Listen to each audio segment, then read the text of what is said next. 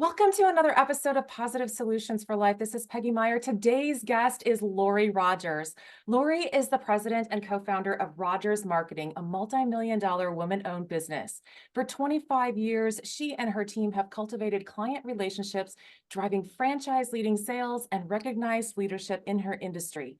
In 2011, Lori began implementing the practices of positive activity and witnessed exponential growth in business, life, and the lives of those around her.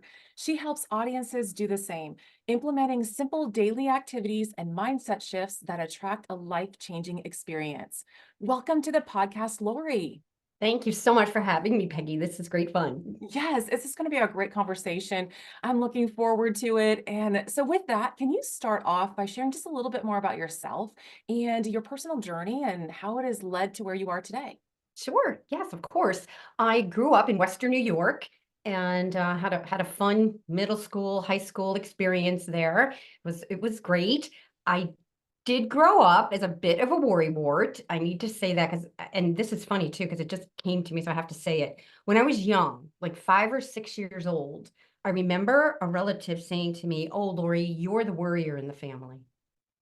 And I didn't know it at the time, but now I look back on it and say, oh my gosh, that stuck with me all of my life, right? So I'm not saying she was wrong, but I was like, oh, am I? Like I did, and at 6 or 7 years old, like what do you even know of that? So Yeah. anyway, but I had a great childhood, a lovely family. I have siblings, and went to Boston to school. And that's where I met my husband in Boston. And we are co-founders, like you said, of Rogers Marketing and also a positive activity. We work together, been married, we work together, we live in this house together. It's a lot of together. So it's great. It's great. That's great. That's great because not a lot of people can do that. No. So, we have 3 children, and Amanda's our oldest, then Craig, who's our non-speaker, who was diagnosed with autism at 2.5. That's a whole nother story. I'll get into that in a second or later if you want to. Yeah. We have time. And then our youngest is Cam Rogers, who's a podcaster, marketer extraordinaire, a TikTok influencer, you name it. That's what he does.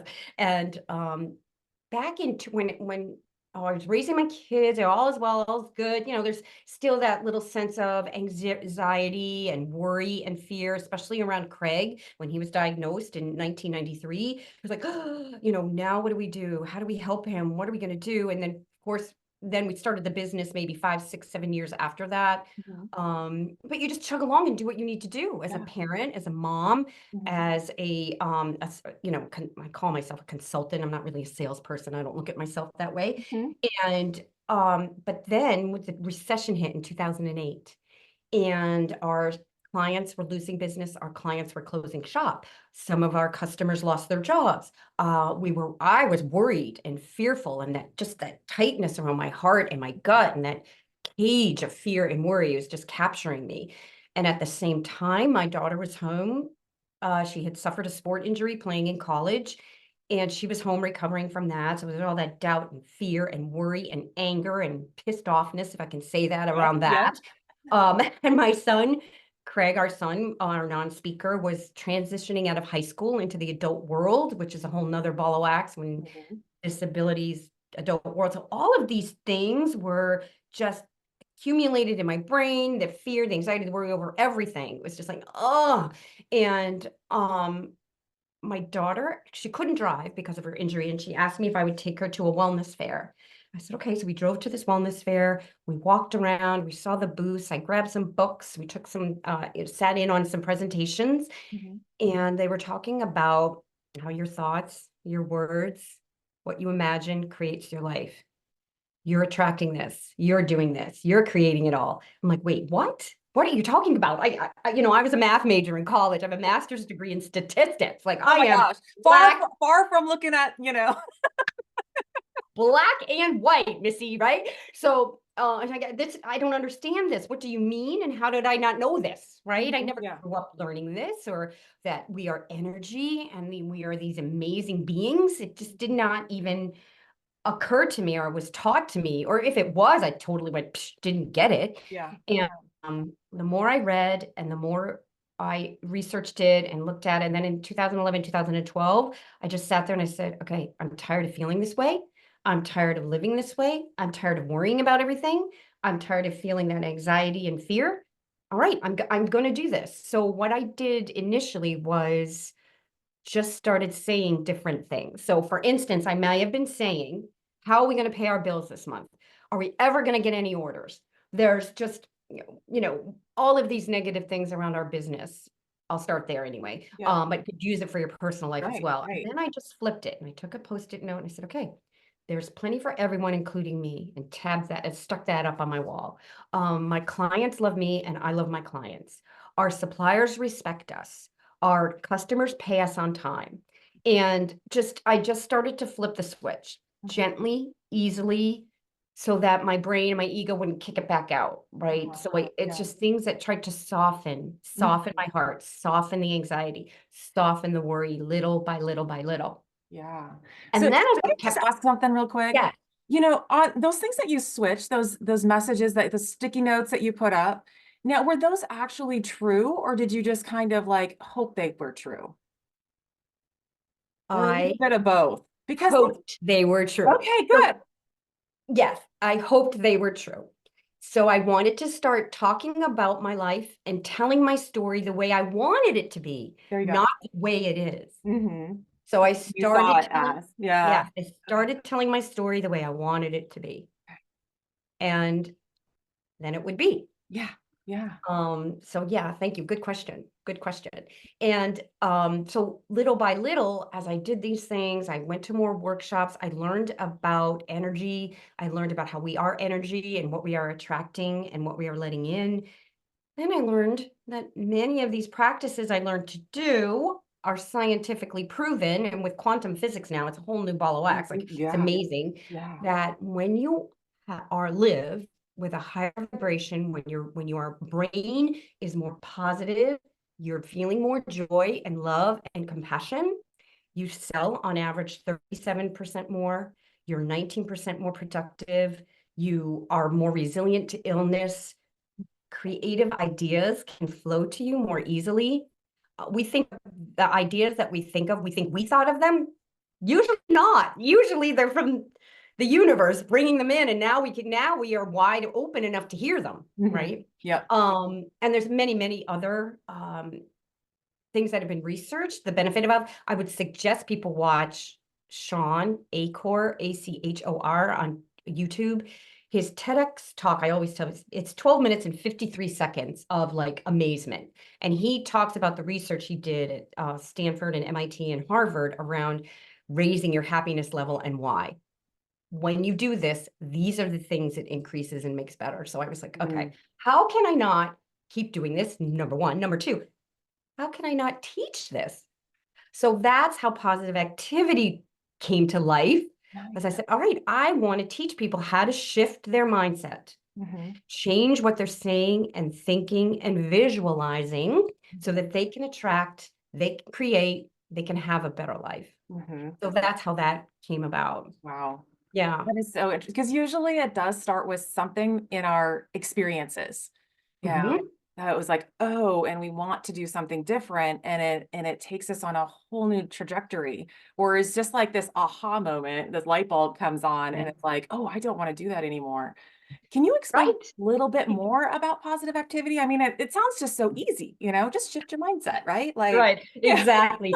It took me months to look at these post-it notes, right, that I had all over my vision board and right here on my wall to really just shift because your ego wants to protect you, right? And it wants to look for danger and worry and give you things to worry about. And I would say, thank you, ego. Thank you for reminding me of that. But I'm good. And I don't need you to worry about that because no, I'm going to get that quote and I'm going to get that order today. All is well. And Mhm. if I don't, there's a reason why I didn't, and something better is coming along.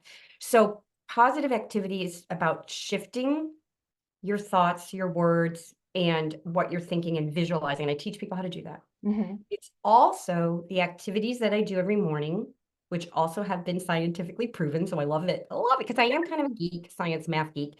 The first thing I do is I go to the bathroom. I don't mean I go to the bathroom. I walk into the bathroom.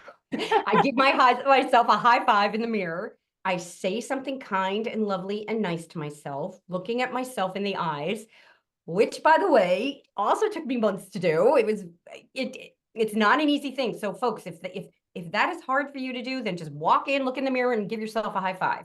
If that's all you can muster to begin with, so be it. But Mel Robbins wrote a great book about that. Yep. And so that's the first thing I do.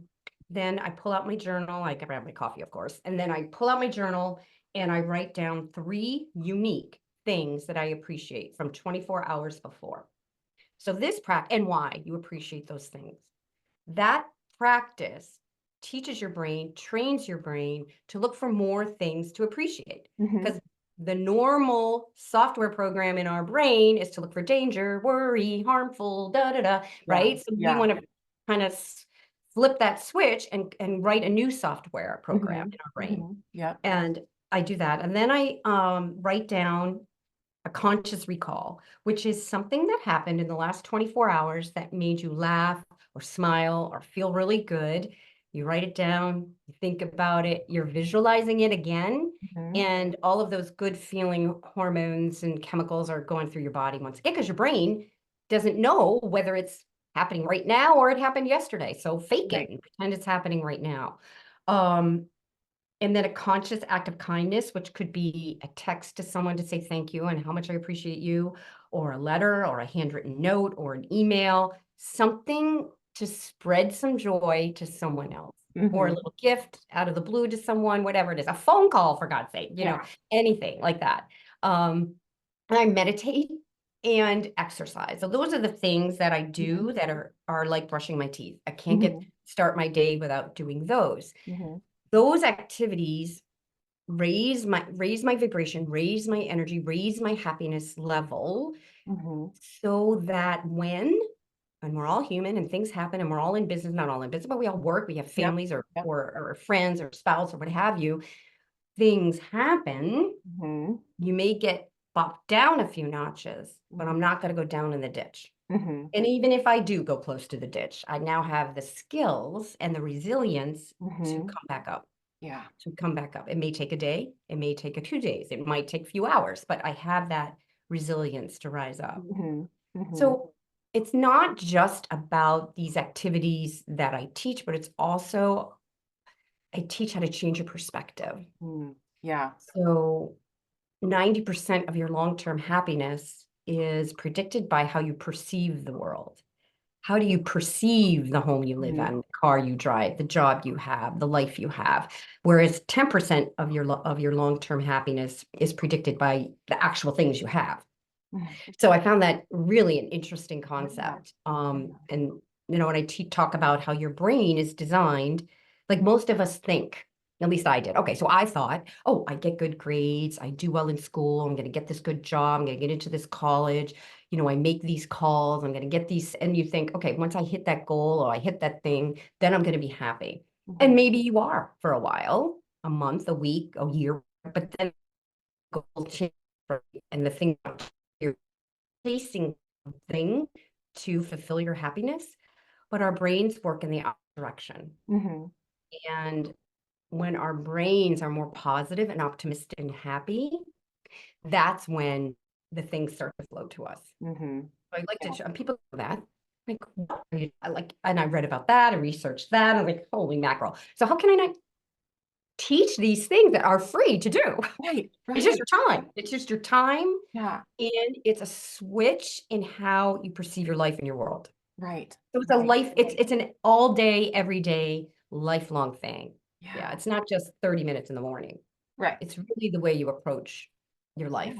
I mean, and you will bring out different energy. And how, you know, some people might think, wow, that sounds like that takes a long time.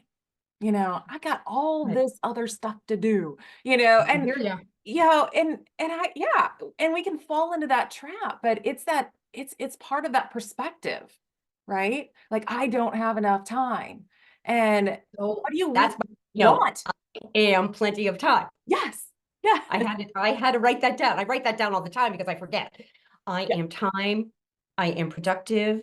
My morning routine takes me about 15, 20 minutes, depending on how long I feel like meditating. But the research around meditation is 5 minutes. 5 minutes. I mean, that's amazing. That's all you Yeah. need to do. Yeah. I remember when I started meditating, I had to set my timer for 30 seconds because I couldn't even barely do that. Like I could, so I was like, oh my gosh, 5 minutes? How am I ever going to sit here still for 5 minutes? I remember Hmm. I could do 30 seconds. All right, then tomorrow I'll do a minute. And, so I would work up to it. So Right. my morning routine is about 15 to 20 minutes. And then the exercising happens like maybe later in the day or whatever. And then you don't have to do it all at once in the morning. You could do a little bit at night. You could do some in the morning Yeah. when you're standing in line or when you're sitting there in line waiting for your Starbucks. You could write down 3 things you appreciate. It's not like Yeah. you have to do it first thing in the morning. I do Hmm. because I feel like it sets me up for the day. Yeah. It sets me up in the space. Yep. Yeah. Yeah. I know. So, My morning routine is get up, throw on my clothes, go for a walk, plug in, something really mhm. good to listen to, get my exercise in, So there's those things that work for you. Find those things that work for you. But these are like scientifically proven things. And I mean, you put them all together in a little package, Yes. like some people go, oh yeah, yeah, I've done the Mel Robbins high five, habit, or, challenge. And, it's about talking to yourself and putting up the post-it notes, but it's that consistency, right? Yeah. It's Yes, that consistency. It's doing it over and over and over again because we have to reprogram ourselves. we do. And the research has shown if you do something for 21 days in a row, then it becomes a habit, like brushing your teeth, Hmm. right? Like Yep. putting your workout clothes on and going for a walk, Yep. like making your morning coffee. It's like it becomes a habit after 21 days. So give yourself some grace. Hmm. Just know it's not going to happen in a week. And if it does, good for you, right? Like Yeah. that's amazing. Yeah.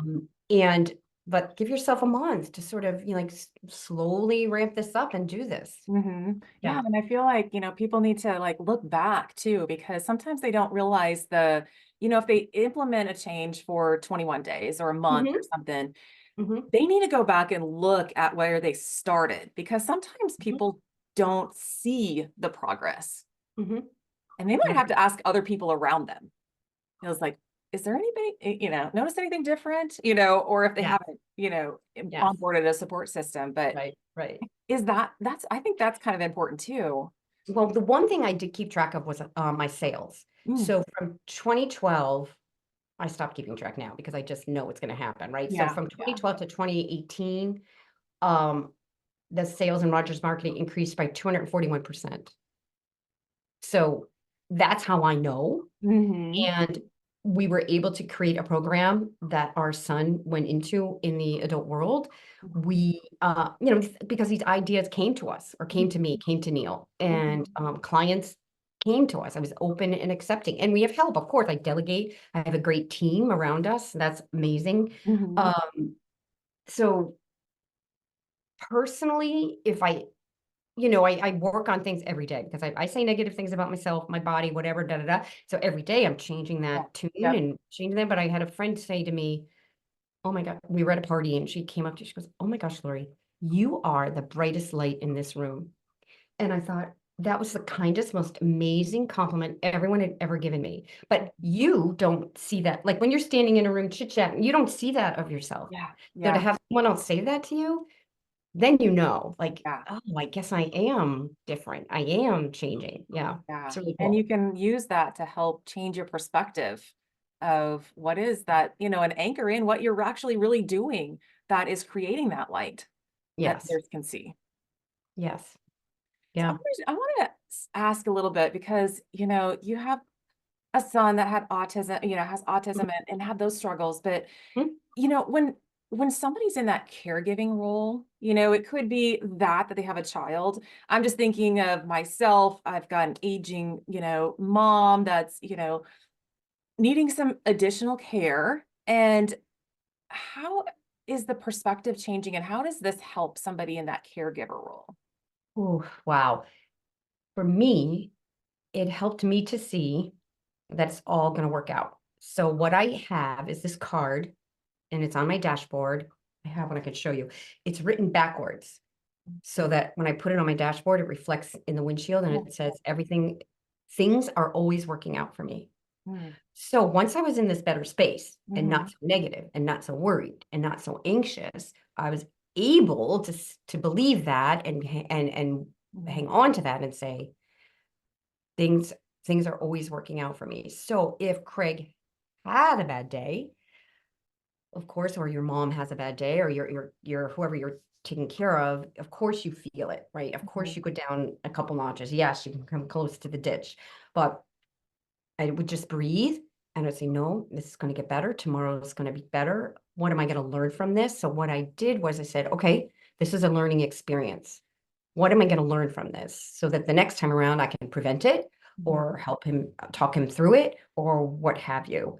So because I'm in a better space as that caregiving role, Mhm. I'm able to stay calmer, Mhm. which only influences his energy too. So for me, for myself and our son, our energy is connected. And I'm sure your energy is connected to your Oh, mother as yeah. well. Yeah. So if I can stay in a calm and more optimistic, joyful, loving space, it only reflects on him and pulls in he feels my energy and it Mhm. reflects on him. We're all Yeah. connected to our energy. Right. Right. So it can only help that caregiver because caregiving can be challenging and tough, and you feel tired and worried and anxious and fearful. Well, these activities can help raise that up so that no Mhm. matter what happens that day, you've got the skills to rebound. I'm not saying you're not going to feel sad and worried and anxious ever again. Of course you are. We're Right. human. Yeah. You're going to have the skills to get back up Mhm. and fill your tank up again and feel better. Yeah. I mean, it's so crucial to have a good routine that builds up your energy and keeps, this positive flow going, just that hope and that Mhm. optimism that things are going to work out. Mhm. It does just affect the energy around you, and it doesn't matter where you're at. I mean, everybody has this energy field. Yes, We know when somebody walks in the room and they're not very happy. exactly. We know And that. I think the key too for people is so once you have a desire and you tell the universe what your desire, your want, your goal is, okay, release it and never say the word want again. I always tell people you're never going to get what you want Mm. because if you sit in the wanting of it, you're always just going to get the wanting of it, not the Yeah. having of it. Mm, So once that's interesting, yeah. something, release that and know with excited anticipation that it's coming to you. So Mhm. that's the part where we humans have trouble, right? So we Yeah. want that job, we want that relationship, the money, the raise, whatever it is, the home, the car. Mhm. And then we sit there and, well, it's not here yet. I still want that car. I want that car. I really, really want that car. Well, you're right where you're saying you are because you're in the wanting of it. So Mhm. that time, because we have this buffer of time between asking for something and actually it manifesting itself, Mhm. in that buffer of time, we can stay optimistic and knowing with excited anticipation that it's coming. And Mhm. that's what you want to do. That's amazing. Because in reality, I don't know if you've ever read The Power of Now, it's all right here anyway. Mhm. Yeah. Like that's a whole nother podcast, I'm sure. But the power of that, it's like it's all happening right now anyway. So just believe you have it and Right. feel the emotion of having it. How happy are you going to be when you have that car? Yeah. How good is it going to feel to sit in that seat and drive that car? And that, so all of Right. that. Yeah. Right. And I think some people get stuck because they have this limited, they want this thing, but they're not open to like maybe something better Oh, because you have yeah. to release it, but maybe you're thinking too small. And maybe the universe thought it was, hey, you're just asking for this little thing. Like we had this bigger thing in mind. So as long as you stay focused on this, you're not going to get this bigger thing we thought of. So, I mean, how That's like, beautiful. Yeah, that's beautiful. so I read it, I don't know, some this or something better, Yeah, it's up on my vision board. Yeah. This or something better. So I have pictures of things Yeah. and I'm well, but I don't know. I don't know Yeah. what the universe has in store for me. So Yeah. this or something better, people. Go ahead. Go ahead. Have, have a 'Cause party. my imagination is only this big right now. Like this opening Yes. up for me. This something better might come. So, oh my gosh. Where can listeners find out a little bit more about you guys, your marketing, your coach, Sure. what all you Yeah. do? So our positive activity site is easy, positiveactivity.net. And you can learn our bios are there, our speaking bios. I have a blog that I write out there, pictures, the whole thing, and links to our Instagram and Facebook and LinkedIn. Okay. I'm on LinkedIn as well. And Rogers Marketing is rogmark.net, and that's our swag marketing company. And I love that. It's just so much fun to do Yeah, that as well. yeah. Yeah, that's where you can find us. All right, awesome. So thank you for our conversation. As we wrap up today, like, is there a thought or a quote or something that you would like to leave the listeners with?